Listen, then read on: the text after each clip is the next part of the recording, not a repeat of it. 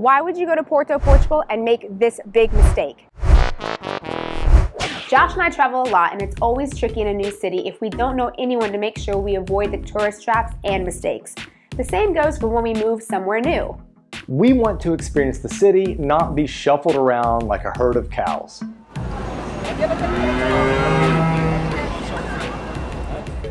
Now, of course, there are a myriad of oopsies to be made when you go to a new city. Some not so bad, but others, We've been living here 3 years now, and we need to warn you. Let's see the #1 mistake people make when moving to Porto so you don't get caught up in it. Before we get to the big one and how to avoid it, let me tell you a huge common mistake that happens all the time around Porto: tipping. Remember that this isn't a tipping culture and you don't want to disturb the ethos, so just leaving a little change behind is plenty. You technically don't have to leave anything, but whatever you do, don't leave more than 10%. Oh yeah, that is a bad one, because places around major landmarks start to expect it, and it's really not a part of their culture. It's just fine to show appreciation, just don't go overboard.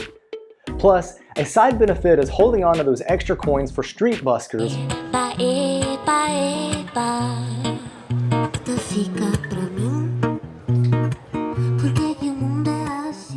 Paying to go to the top of Clérigos or grabbing another glass of wine.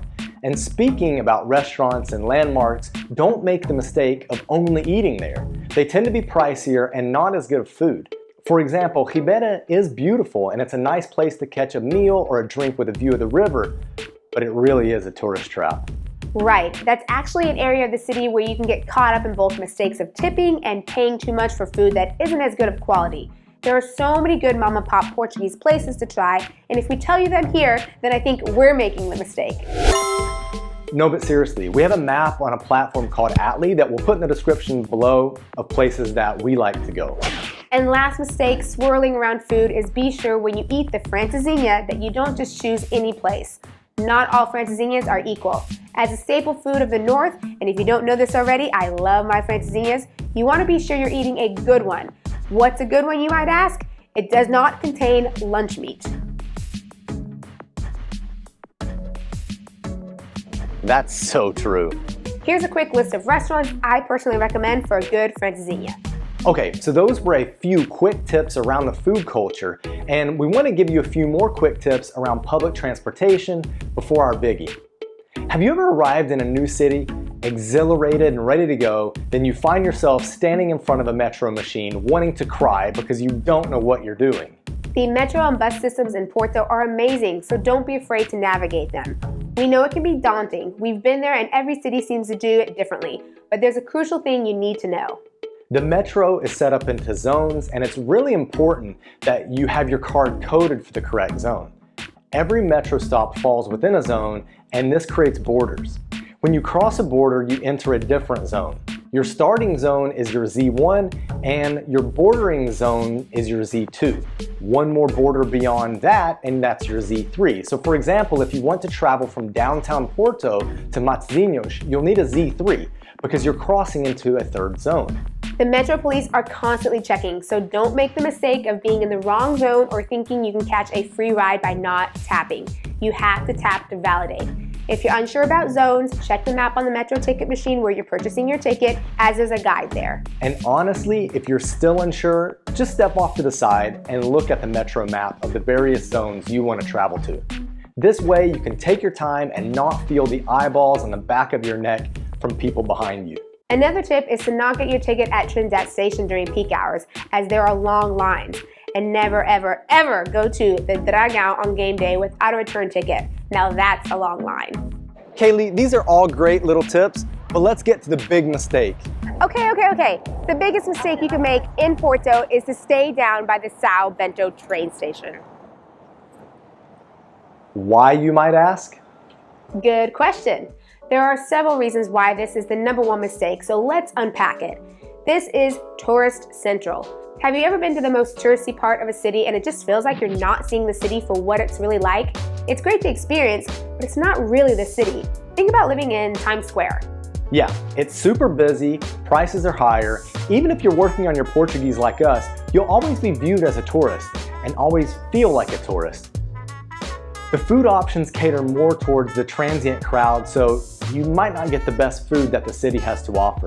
There are loads of short-term rentals in this area, so the housing isn't conducive to long stays.